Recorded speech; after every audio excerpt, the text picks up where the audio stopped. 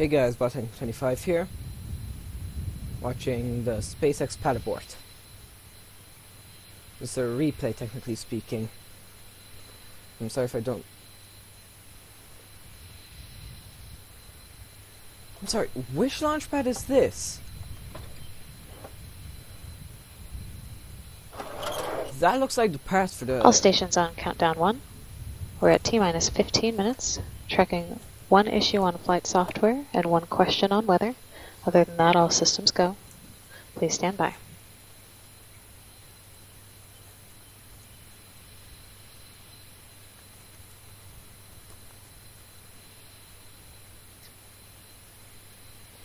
Okay, I don't know if this is like the new... Well, not new, but the launch complex SpaceX is renovating. Or what?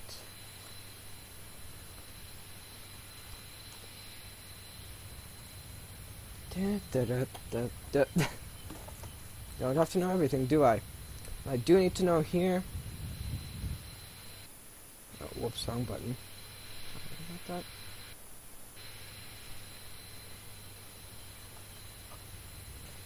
that. I don't know the outcome. All stations countdown 1, software's go. We don't know the outcome, so I don't know if this was a success or failure. So this is just like I'm watching. Good morning from the SpaceX Testcast studio at our headquarters in Hawthorne, California. Testcast? I'm John Innsbrucker, and I'll be bringing you commentary on today's first test flight of the Crew Dragon spaceship. Or Dragon. Today's test is the pad abort test, taking place from our launch pad at Complex 40 on Cape Canaveral. It's currently just over 14 minutes until the planned launch time. Flight is scheduled to occur at 9 a.m. Eastern Daylight Time or 1 p.m. Universal Time.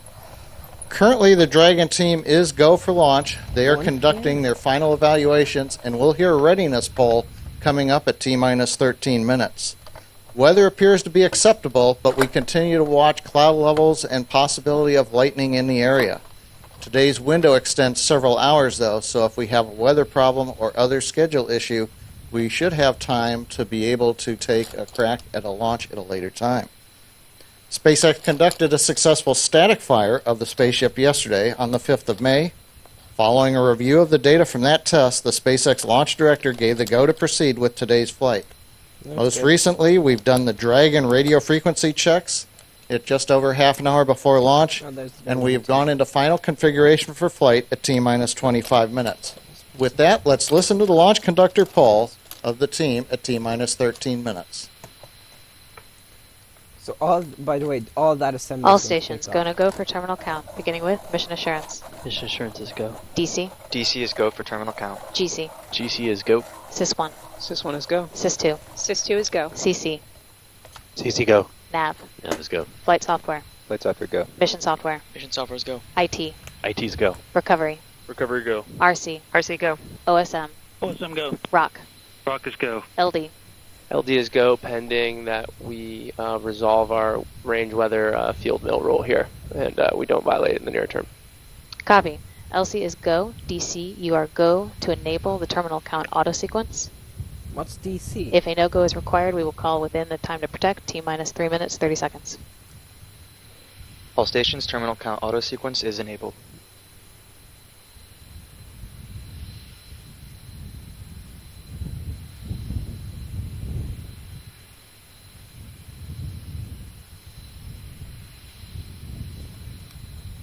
You can also see that the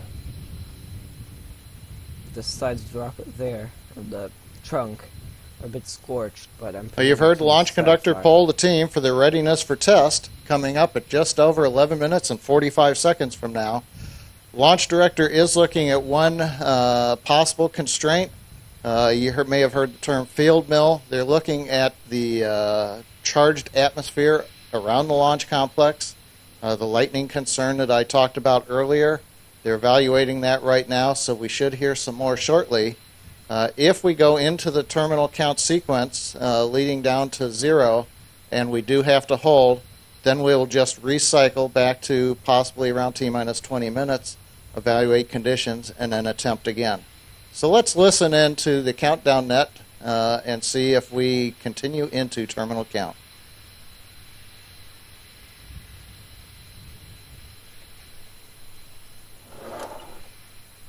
going to get ready to take a few screenshots for the thumbnail. Because, I probably have to split this up into 2 videos. So if this was a normal launch, I'd have to split it. If this was If a hold is called from this point forward, the terminal count auto sequence will be aborted.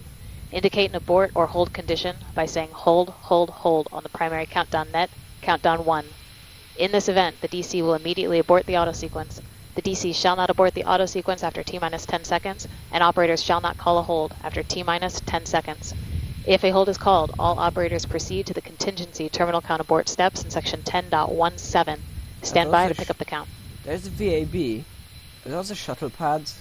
T-minus 10 minutes Sorry, and I counting don't on know. my mark. Oh no, sorry. That's the whole VAB. 3, 2, 1. Mark. Terminal count. DC, verify that terminal count auto sequence has started. Terminal count auto sequence has begun. GC, stand by on FireX. GC standing by.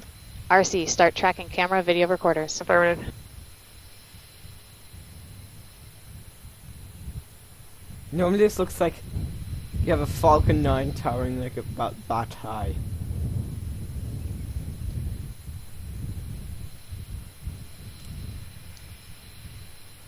Time to recreate this in KSP. Valve and pyro boards are enabled. Ethernet data recorder is on. Ethernet.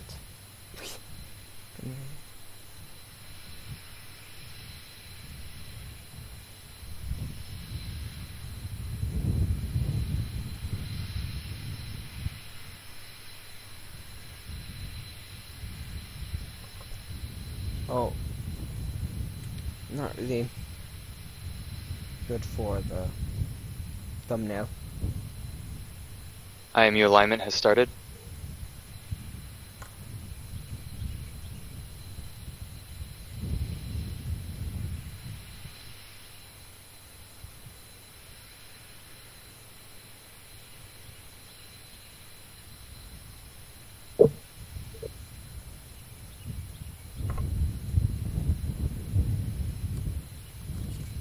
By the way, that's where you assemble it. That's where they assemble the where SpaceX assembles the Falcon 9.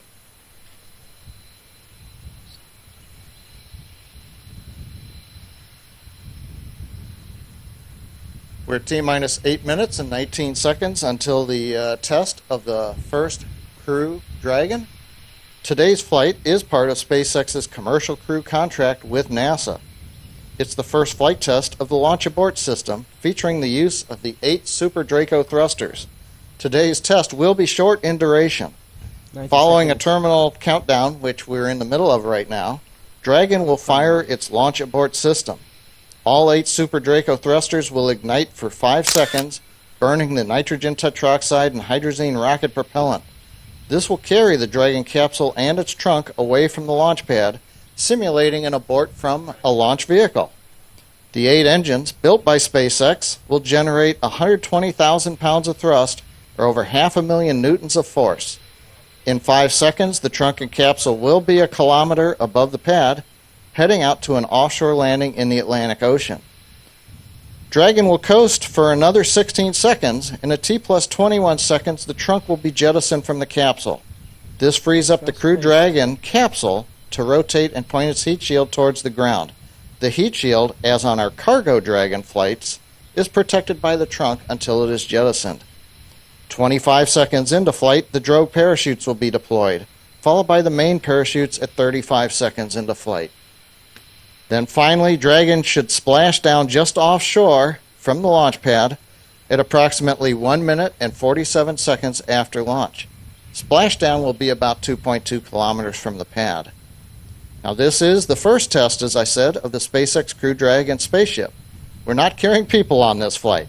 However, there is an instrumented dummy on board, which will allow us to collect data on forces experienced during the flight. Note he is This not data, robust. combined with the instrumentation throughout the Crew Dragon vehicle, helps SpaceX ensure the safety of human passengers on our future missions. Currently, we're coming up on T-minus 6 minutes. Dragon spacecraft has begun the transfer to internal power.